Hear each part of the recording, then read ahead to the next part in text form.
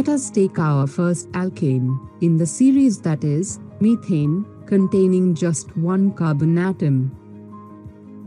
Carbon has 4 valence electrons in its outermost shell. Therefore, it needs 4 more electrons in its outermost shell to be stable.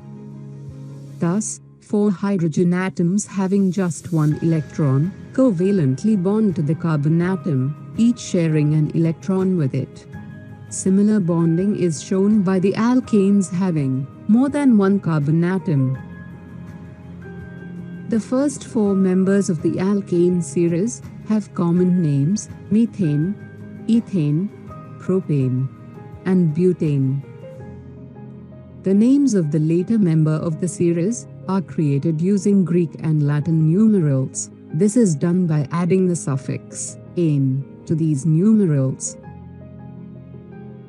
The suffix "ane" is typical of alkanes. For example, the name of the hydrocarbon containing 7 carbon atoms is formed by the Greek numeral 7, which is hepta. We add the suffix "ane" to this and obtain the name of this alkane, that is, heptane. This alkane series follows a general formula. However, there are 2 other classes of compounds of carbon and hydrogen: alkenes and alkynes, which have at least 1 double covalent bond and triple covalent bond between the carbon atoms, respectively. Such compounds are called unsaturated compounds. The alkane and alkyne series follow a general formula.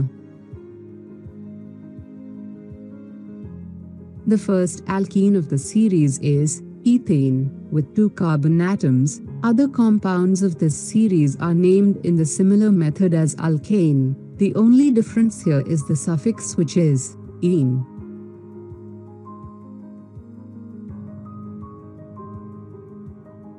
For the alkyne series, the suffix is "ine".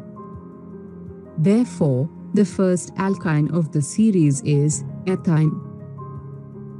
Carbon seems to be a very friendly element. It also forms bonds with other elements such as halogen, oxygen, nitrogen, and sulfur.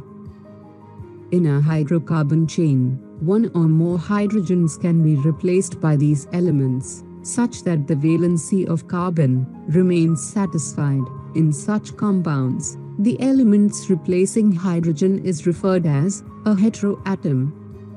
The groups containing this heteroatom are called functional groups. Free valency or valencies of the group are shown by the single line. The functional group is attached to the carbon chain through this valency by replacing 1 or more hydrogen atoms. How do we name these carbon compounds? Naming a carbon compound can be done by the following method: identifying the number of carbon atoms in the compound. For example, a compound having 2 carbon atoms would have the name ethane. When a functional group is present, it is indicated in the name of the compound with either a prefix or a suffix. For example, in case of halogen as a functional group, we use the prefix as chloro, bromo, etc. For example, the nomenclature of this compound will be bromoethane. If the functional group is to be given as a suffix, such as -ol for alcohols, -al for aldehydes, -on for ketones, and -oic acid for carboxylic acids, the name of the carbon chain is modified by deleting the final "e" and adding the appropriate suffix. For example, these carbon compounds are named as propanol, propanol, propanone, and propanoic acid. By following these methods, we can name all the carbon compounds. Now let us recapitulate what we have discussed in this module: alkene, alkane, and alkyne series, and steps for naming a hydrocarbon. Let's practice some of the questions.